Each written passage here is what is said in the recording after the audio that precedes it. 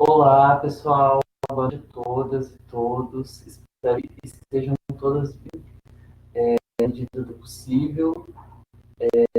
Então, como vocês devem ter visto aí, meu nome é Alex. Hoje nós estamos em nossa 17ª aula de Geografia no Desafio Online. E hoje a gente vai tratar sobre um conteúdo que é extremamente importante e realmente muito relevante para provas como o Enem, vestibulares, e não só para isso, mas também para o nosso conhecimento sobre o mundo, sobre o Brasil e sobre o espaço todo esse que nos cerca, que é basicamente isso que a gente vem tentando desvendar na geografia, né? Tentar compreender as dinâmicas que acontecem no espaço, seja esse espaço físico ou esse social. E aí hoje vai tentar compreender um pouquinho mais sobre esse espaço físico do ponto de vista da hidrografia. Então, hoje a gente vai trabalhar e vai compreender um pouco melhor como que as redes hidrográficas, como que as águas estão disponíveis no nosso planeta e no nosso país, que é o Brasil, por lógico, né?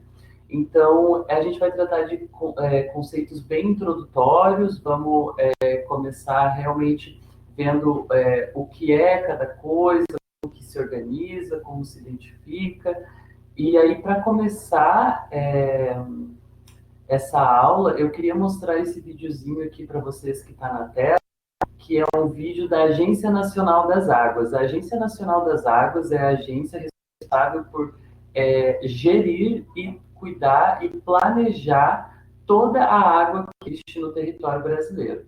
Então, é através da ANA que a gente tem planejamentos de recursos hídricos e muitos outros fatores que envolvem as águas que estão disponíveis no Brasil. E aí esse vídeo é um vídeo sobre os planos de recursos hídricos que a Agência Nacional das Águas adota.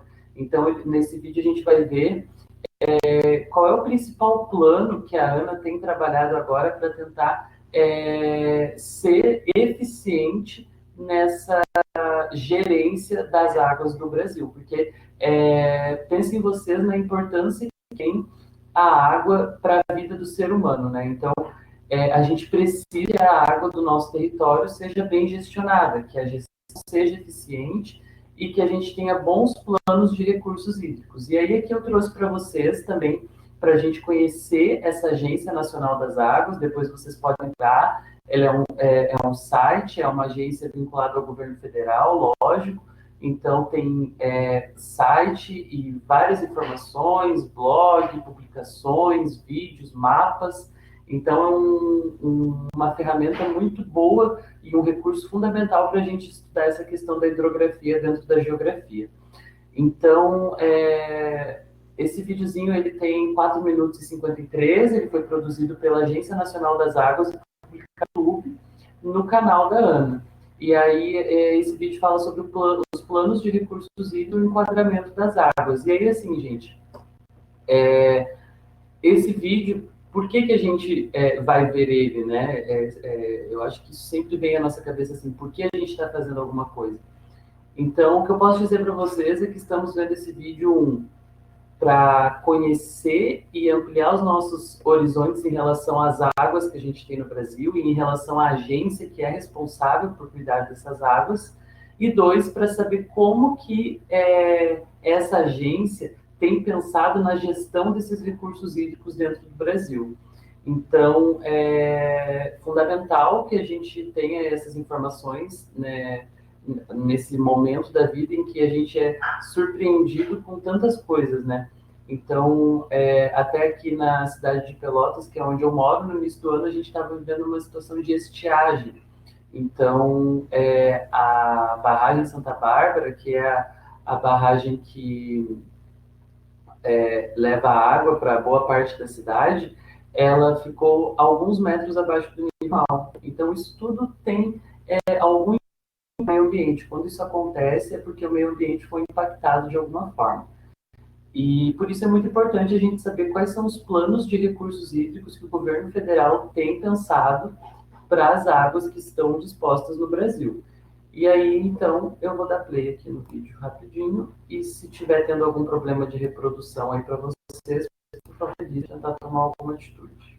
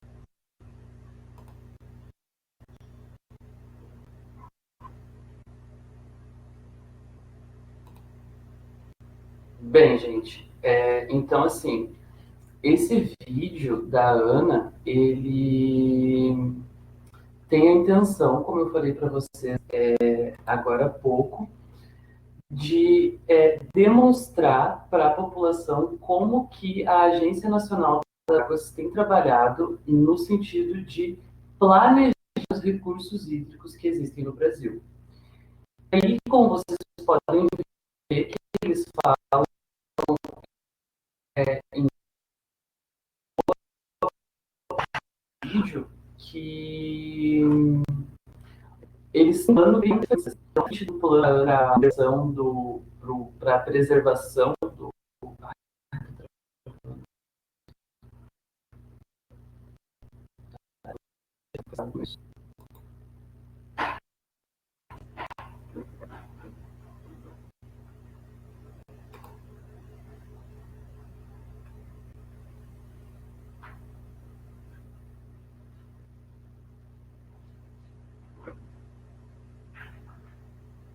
Tá, maravilha. Agora eu acho que vai fluir melhor. Então, assim, gente, nesse vídeo um vídeo produzido pelas águas e ele tem a intenção de mostrar como que a Ana tem pensado e planejado e desenvolvido práticas para agir na manutenção dos recursos hídricos que existem no Brasil. Então, ali a gente pode ver que eles falam em basicamente todo o vídeo que a Ana tem trabalhado em 3 frentes para analisar e compreender como que se organizam a disponibilidade de recurso hídrico no Brasil. Então, no que diz respeito aos rios, ali a gente pode ver que a Agência Nacional das Águas tem trabalhado da seguinte forma: eles observam o rio sob 3 perspectivas. A primeira perspectiva é o rio como ele é, a situação como ele está nesse momento. A segunda perspectiva é a perspectiva sobre o rio que nós, enquanto sociedade, e eles, enquanto Agência Nacional das Águas, que acaba sendo nossa também, porque é uma agência do governo, e se é do governo é do povo, e se é do povo é nosso. Então, enfim, quero que a Agência Nacional das Águas é mais uma instituição do governo que é financiada pelos impostos que a gente paga. Mas vamos lá. Então, aí a segunda perspectiva que eles enxergam os rios é a perspectiva do rio que queremos ter. Então, os planos que a gente gostaria que tal rio pudesse seguir. E depois, a terceira perspectiva é o rio que podemos ter. Então, as coisas que a gente pode fazer por aquele rio, considerando as ferramentas que a gente tem à disposição. Aí, assim, gente, é legal a gente perceber isso para pensar como que o governo federal tem pensado a manutenção desses recursos hídricos que são tão ricos e são tão caros à nossa existência. Então, se deixa de existir a disposição de água, a gente é extinto. E então não é legal se não existe uma gerência, se não existe um cuidado, se não existe um planejamento em relação ao uso dos recursos hídricos de um determinado país. E aí, porque assim, realmente, aqui na Terra a gente tem muita água. Inclusive, muita gente fala, e eu compartilho dessa opinião, de que o planeta Terra não deveria se chamar planeta Terra, e sim planeta Água. Porque a gente tem muita água, só que a gente tem muita água salgada. Cerca de 96% da água que existe no planeta é salgada, são oceanos. Isso a gente vai ver já já. Mas o que eu quero dizer, então, é que a gente precisa que órgãos do governo trabalhem de forma eficiente para planejar o uso desses recursos. E aí a gente também tem que ver essas questões e perceber como que isso tem sido feito, perceber também como nós, enquanto sociedade, quais são as demandas que a gente tem em relação a isso e tentar reivindicar como um ato de cidadania, como em muitos aspectos. Mas então hoje a gente vai tratar sobre essa questão da hidrografia, e por isso que eu quis trazer esse vídeo no início, para a gente tentar pensar um pouco como que é a hidrografia no Brasil. Bom, então aqui a gente já viu que hidro fala sobre água, grafia escrita, então aqui a gente vai tratar sobre uma escrita das águas, um estudo, uma pesquisa sobre as águas do ponto de vista da geografia. E qual que é esse nosso ponto de vista da geografia, né? É justamente o ponto de vista que tenta analisar e compreender as dinâmicas que acontecem no espaço geográfico a toda a nossa volta, como eu já falei antes, do ponto de vista social, do ponto de vista econômico, do ponto de vista urbano ou do ponto de vista físico, que é o que a gente está tratando aqui hoje. Então, a hidrografia, ela é um braço da geografia física que vai se preocupar em compreender e analisar como as águas estão disponíveis no nosso planeta e aqui no nosso caso, no nosso país, Brasil. Então, gente, aqui slide ficou muito claro, então não dá para ver direito, mas o que está escrito ali é basicamente o seguinte, e todo esse material também vai estar disponível no Google Drive, então vocês podem acessar, e eu garanto para vocês que lá no Google Drive ele não vai estar com tanta distorção assim da cor, mas é porque a plataforma que ela altera um pouco as cores. Mas não tem problema. Então, a hidrografia é justamente isso para vocês. É uma perspectiva da geografia física que vai se preocupar em compreender os mares, os rios, os oceanos, os lagos, as lagoas, enfim, a água da atmosfera, as geleiras, as águas subterrâneas. Então, tudo que envolver água, a hidrografia vai tentar buscar alguma explicação para aquele determinado fenômeno. E aí, dentro da hidrografia, existe uma série de coisas que a gente vai começar a ver hoje e vamos vendo ao longo do nosso percurso aqui na nossa aula. Então, assim, ó, essa aqui é uma foto que eu coloquei meramente ilustrativa, é uma foto de uma praia em Santa Catarina, Florianópolis, na Lagoinha do Leste. Essa foto foi tirada em 2019 e só para registrar o mar ali mesmo. Mas, enfim, vamos para o próximo slide aqui. Então, assim, gente, sobre recursos hídricos, né? O que são esses recursos hídricos que a ANA, Agência Nacional das Águas, precisa gerir, precisa pensar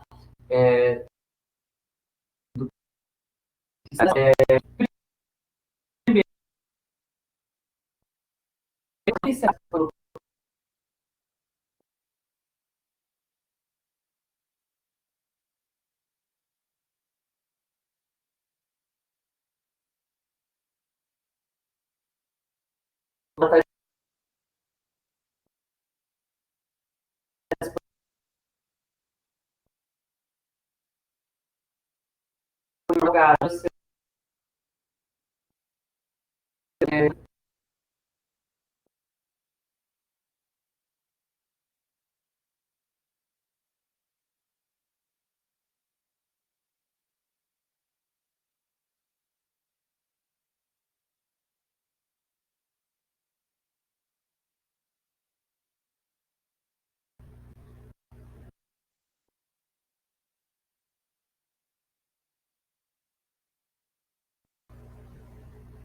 Tá, voltando. Mas agora eu acho que vai rolar de novo. Eu vou tentar compartilhar a câmera de novo, mas se ficar travando muito, a gente interrompe a câmera. Mas, então, gente, como eu estava dizendo, cerca de 97% da água que existe no planeta é água salgada. Então, são oceanos, mares, praias, entendem? Então, essa água salgada, dificilmente ela pode ser consumida para fins de nossa hidratação. Existem hoje processos muito tecnológicos que fazem a dessalinização dessa água, então que pega essa água e quebra todas as moléculas de sal que estão presentes nela e aí ela se torna uma água doce.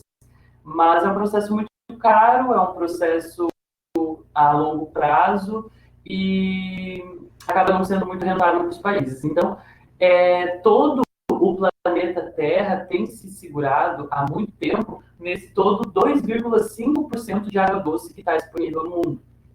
E aí, assim, ó, é muito importante dizer que desse 2,5% de água doce que a gente tem disponível no mundo, 1,5% são geleiras. Então, são águas congeladas, águas que a gente não tem acesso porque estão congeladas.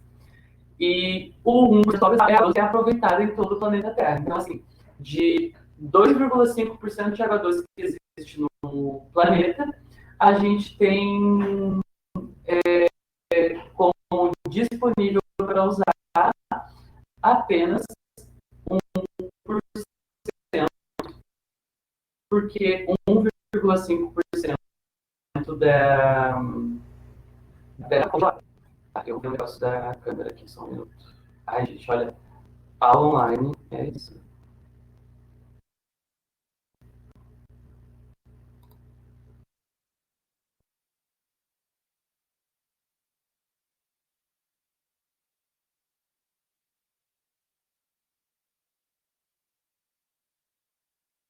Tá, vamos ver se a gente consegue ir assim. Eu coloquei a definição da câmera para uma definição mais baixa e talvez traga um pouco menos. Mas então, pessoal, é isso aí. Vamos para o próximo slide.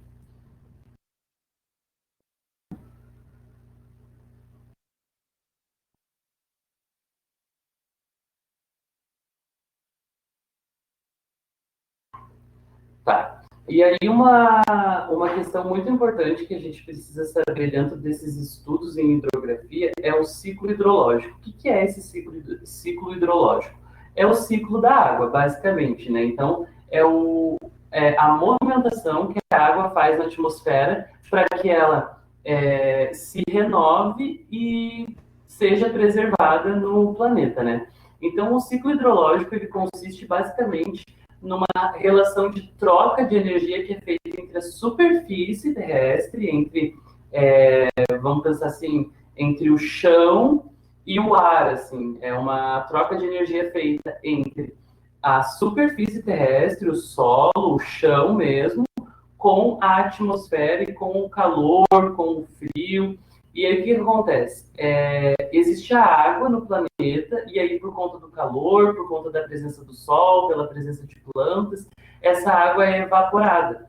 E aí essa água, quando é evaporada, ela deixa de estar num estado líquido para um estado gasoso. E aí ela é evaporada e é acumulada toda essa água nas nuvens. E aí depois, quando as nuvens se enchem desse vapor de água, toda essa água precipita para a atmosfera em forma de chuva. Então toda aquela água que antes foi evaporada retorna para aquele lugar. É óbvio que não é a mesma água que retorna para o mesmo lugar, né, gente? Mas o que eu quero dizer para vocês é que a água tem um ciclo. Então, ela está na Terra, ela evapora em estado gasoso e aí depois ela precipita em forma de chuva novamente em estado líquido, ou ela também pode precipitar em estado gasoso com a neve.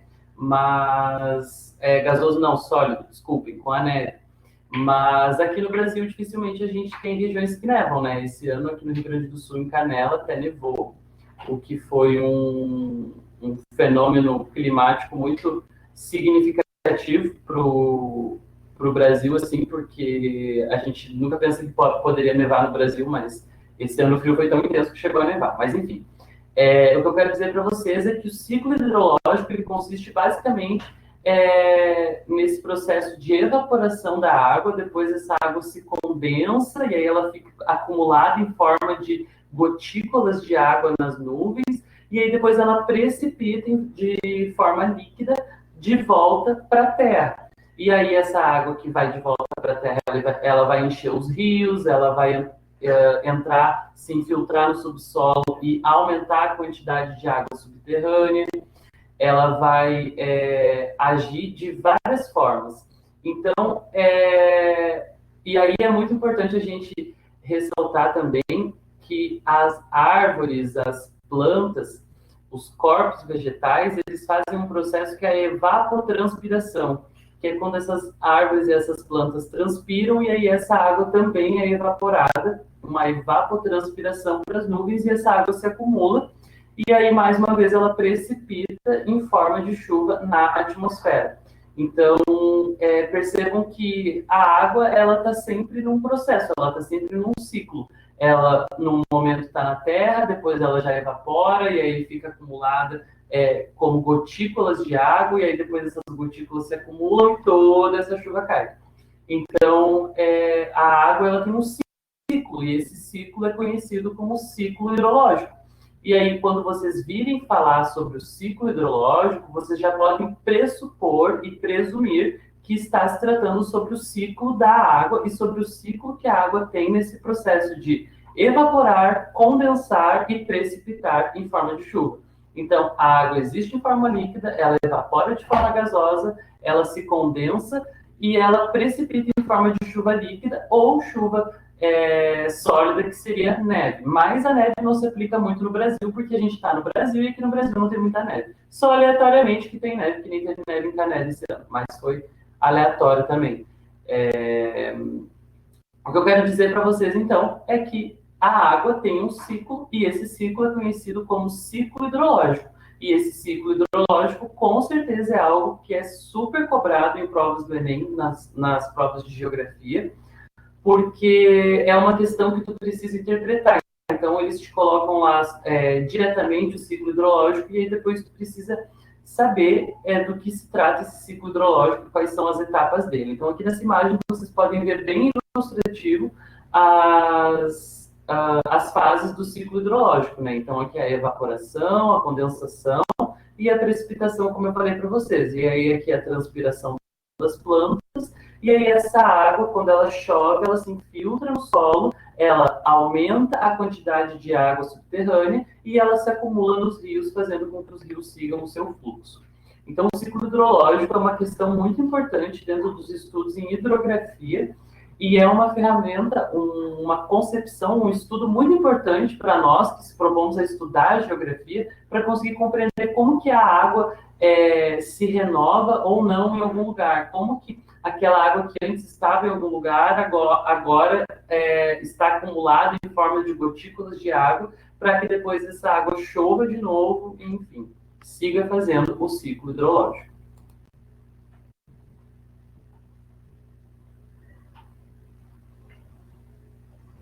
Então tá, gente, as águas, né? Então, falando diretamente sobre água. E aí, percebam, gente, que hoje a gente está começando a estudar essas questões da hidrografia, e aí por isso a gente está tentando trabalhar com conceitos que são bem básicos, assim. Então, a gente está tentando ver quais são, o que a hidrografia trabalha, de que forma a gente vai conseguir compreender o espaço geográfico através dessa hidrografia. Então, uma das coisas que é muito importante a gente saber é que as águas, elas são divididas de duas formas. As águas oceânicas, portanto, as águas dos oceanos,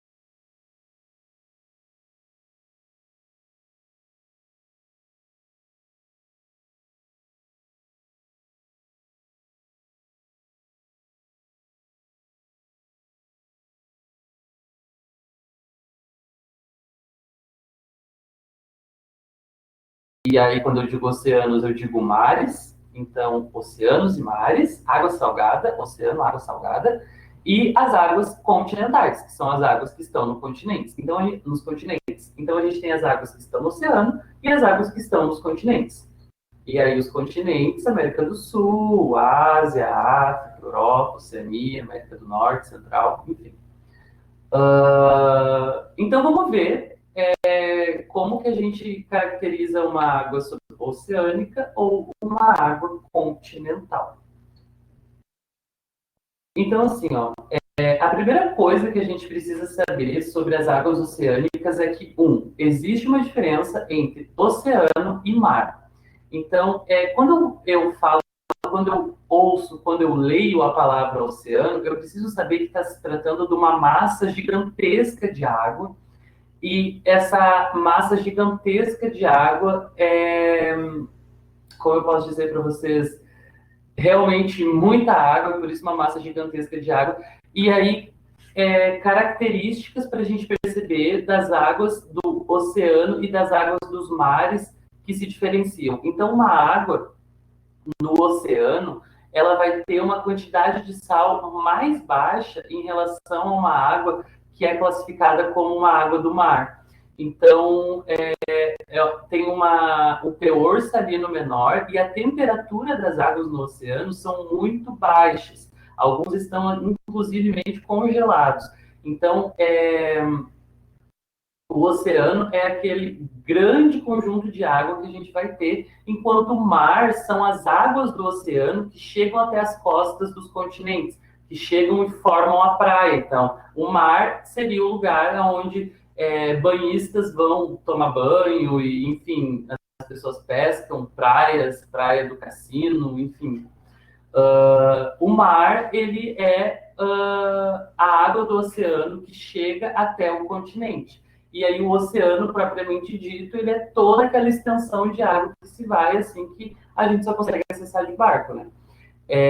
Então, o mar, ele vai ter temperaturas maiores, porque ele vai estar em contato com o continente, e aí o continente é mais quente do que o oceano, então as temperaturas das águas dos mares são mais altas que as águas dos oceanos, e a gente vai ter uma maior salinidade, então uma água com uma presença maior ainda de sal, e essa água vai estar toda sobre a plataforma continental. A plataforma continental é a plataforma do continente, é a terra, o chão, sabe, a areia, enfim.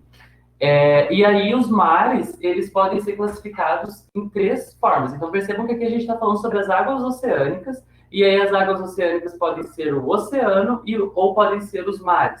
E aí esses mares podem ser mar aberto ou costeiro, mar interior ou continental e um mar fechado ou isolado. E aí é importante também que a gente saiba como se caracteriza cada tipo de mar desse para que a gente consiga identificar, inclusive, no desenho. Então, assim, o mar aberto, ele vai ser diretamente ligado ao oceano. Então, ele vai ter um acesso muito fácil ao oceano, como é o caso da Praia do Cassino, por exemplo. Não é à toa que em Rio Grande tem um porto muito grande, porque através da Praia do Cassino, do Mar do Cassino, é muito fácil a gente ter um acesso ao Oceano Atlântico. Então, favorece a navegação, favorece a presença de portos para exportação e para importação. Então, o mar aberto ele tem essa característica de ser aberto em relação ao oceano. E aí, um mar interno ou continental, ele é um mar que vai ficar restrito ao continente, à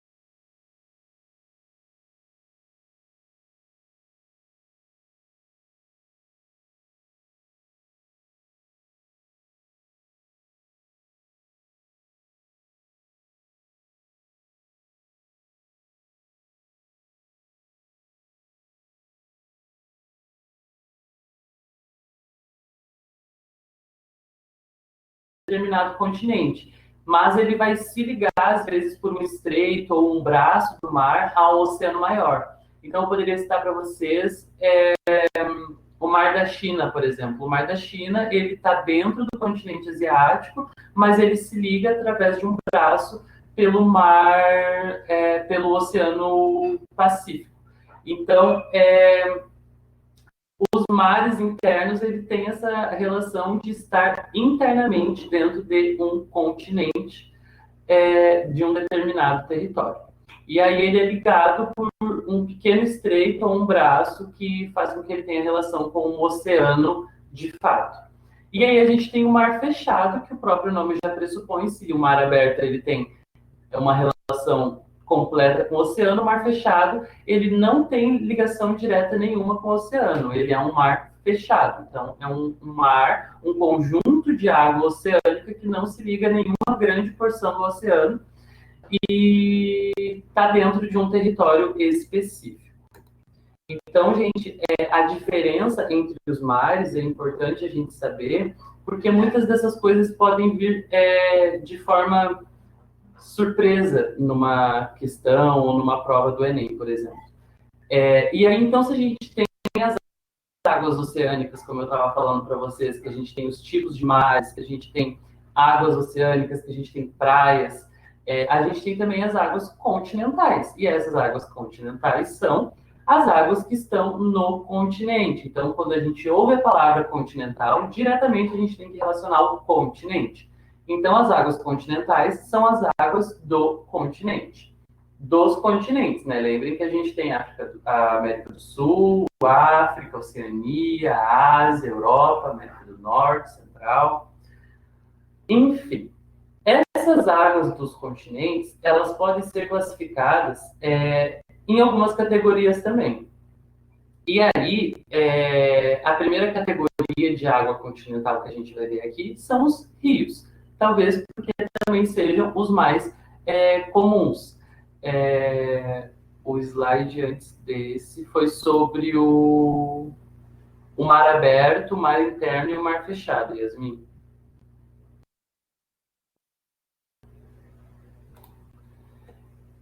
Então, gente, rios, né? O que são os rios? Então, os rios, eles são uma corrente de água que é permanente. Ele está sempre em movimento, ele está sempre, às vezes aumenta o fluxo, às vezes diminui. A gente tem rios gigantescos, o rio Camaquã, por exemplo, para quem está mais para essa região sul do estado. O rio Camaquã é muito grande, ele corta toda a cidade de Camaquã, chega até a cidade de Pelotas, então é um rio muito grande que corre toda a água. E aí é até engraçado falar, porque o rio pode servir muito como uma questão de reflexão filosófica, né? Porque o rio, ele está sempre no mesmo lugar, mas não está, porque a água do rio está sempre correndo. Então, a água do rio sempre se renova, mas eu também não vou entrar nisso, porque senão eu vou ficar falando sobre isso o resto da noite. Mas o que eu quero dizer para vocês, então, é que os rios, eles são uma corrente de água permanente. E aí, muitas vezes, essa corrente de água permanente pode desembocar no mar, pode desembocar no lago. E como que nasce esse rio? Esse rio nasce, muitas vezes, de uma nascente, e essa nascente é uma perfuração em algum lugar da superfície que fez com que toda a água subterrânea, toda a água que a gente tem no subsolo, então que está abaixo dos nossos pés, ela venha para a superfície. E aí ela vai enchendo, vai formando um rio. Então, a foz de um rio pode ser uma foz em estuário ou uma foz em delta. E a gente já vai ver o que é foz, o que é estuário e o que é delta no próximo slide. Enfim, então os rios ele tem justamente essa característica de ser uma porção de água que está sempre correndo, uma porção de água corrente.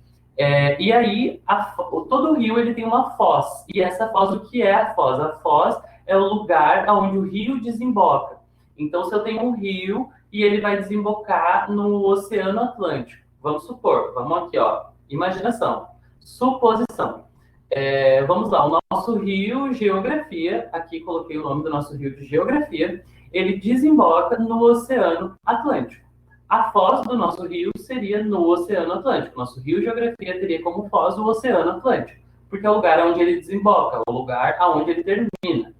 E aí a foz, por sua vez, ela pode ter duas características. Ela pode ser uma foz em estuário ou ela pode ser uma foz em delta. E aí essas palavrinhas, gente, são muito importantes que a gente saiba, porque às vezes a gente está lendo alguma coisa e eles só colocam lá, foz em estuário. E aí já pressupõe que tu saiba o que é essa foz em estuário. E aí, às vezes, se a gente nunca ouviu falar sobre isso, fica difícil, né? Então, é importante a gente saber esses nomezinhos, porque isso ajudam e facilitam muito a nossa interpretação quando a gente for ler um texto, for ler uma questão, interpretar uma prova, sei lá, enfim, fazer qualquer coisa.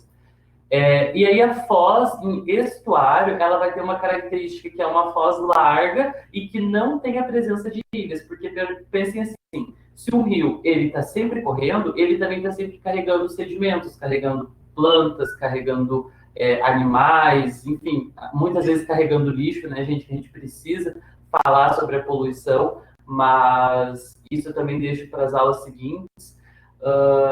Então, uma foz em estuário, ela vai ter uma característica de uma foz aberta. Ela vai sair no rio, tá indo aqui, aí ele chega ao oceano e se abre. Então, a foz em estuário, ela não tem a presença de ilhas e ela é uma foz larga.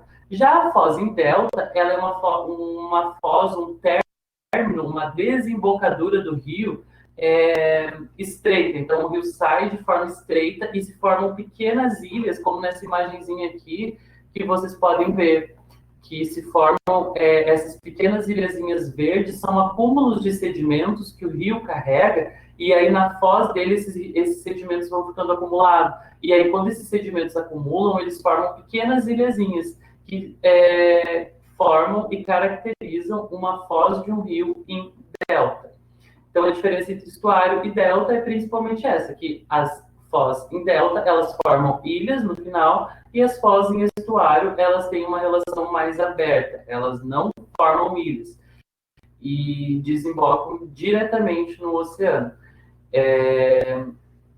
Então, gente, seguindo aqui as nossas águas oceânicas, que agora a gente estava falando sobre rios, e que o rio tem uma foz, agora a gente vai falar sobre os lagos. O lago, ele é basicamente uma piscina. Pensa numa piscina, só que natural, né? Porque surgiu na natureza.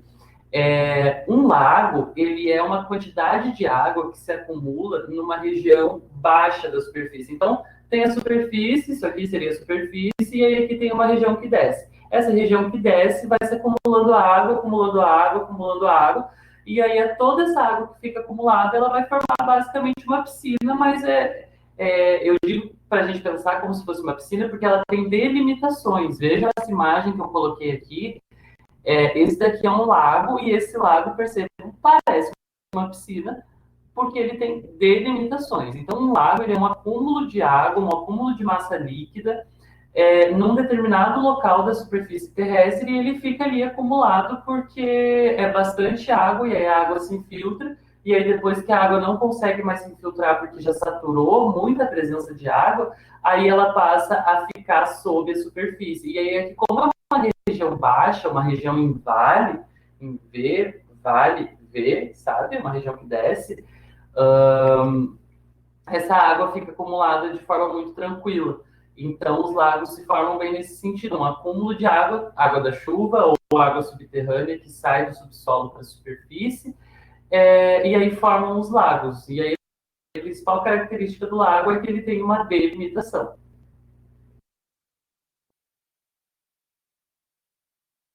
E aí, dentro das águas continentais, que são as águas que a gente está falando agora, a gente também tem as geleiras. E lembra que eu falei para vocês um pouco antes que as geleiras, elas representam 1,5% de toda a água doce que tem disponível no planeta.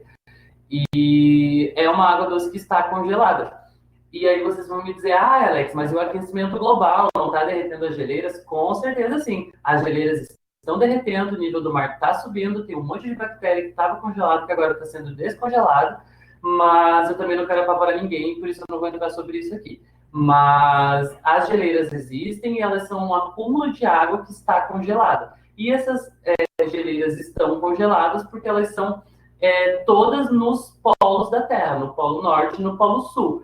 E aí, como as temperaturas são extremamente baixas, a água congela e forma geleiras. Então, toda essa água que está congelada seriam rios, seriam lagos congelados. E aí, às vezes, formam montanhas, assim, porque aí a temperatura é tão baixa que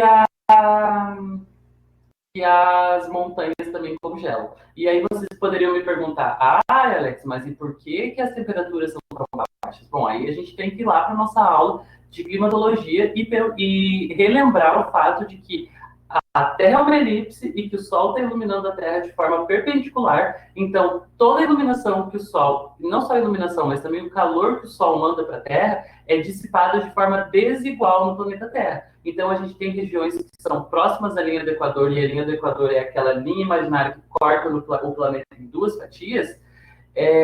O Sol incide muito diretamente na linha do Equador, mas nos polos ele quase não chega. Então, nas épocas de inverno, nos polos, a gente tem dias que duram, sei lá, 6 horas. O resto de todo o tempo é noite, porque a iluminação do Sol não chega até lá, porque, mais uma vez repito, o nosso planeta é uma esfera, e sendo uma esfera, ele é iluminado de forma desigual. Então, enfim, as geleiras representam 1,5% de toda a água doce que a gente tem no planeta, e muita dessa água está descongelando.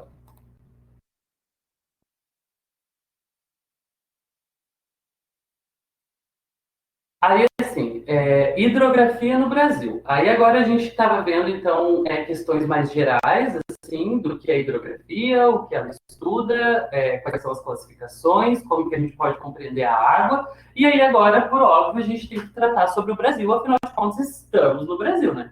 Então a gente precisa saber como que está organizada essa questão da hidrografia dentro do Brasil.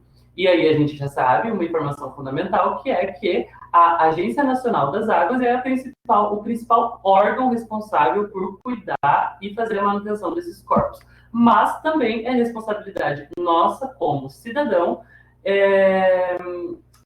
cuidar e zelar pelo meio ambiente, pela natureza. E aí, enfim, vamos lá. Então, a gente tem como características da hidrografia no Brasil uma riqueza de rios.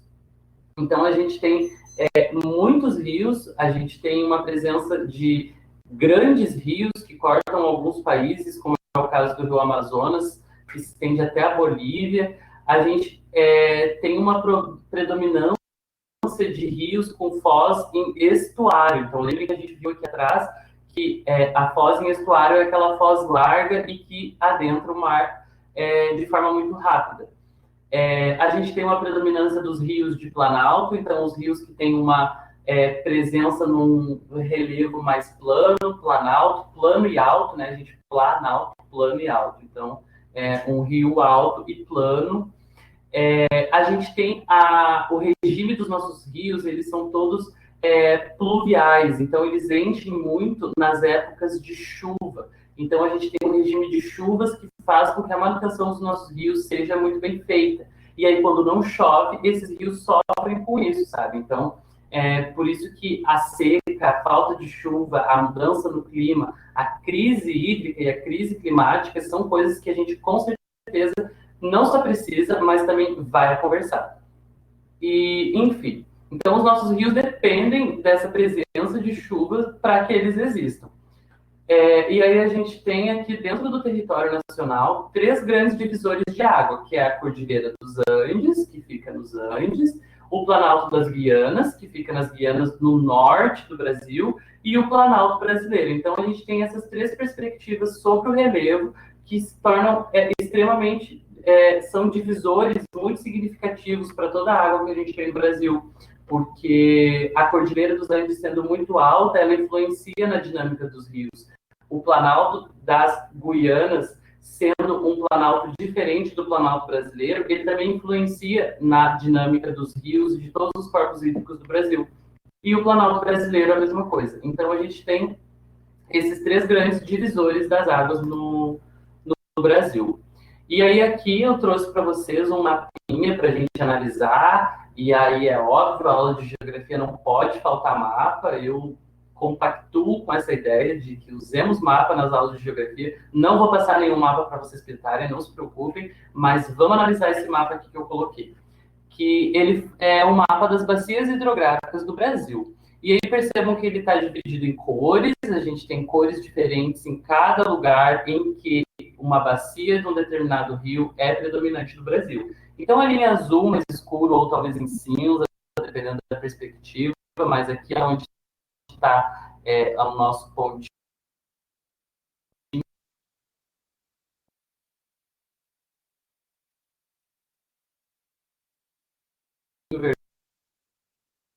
vermelho, a nossa mãozinha, é a bacia, e aí aqui mais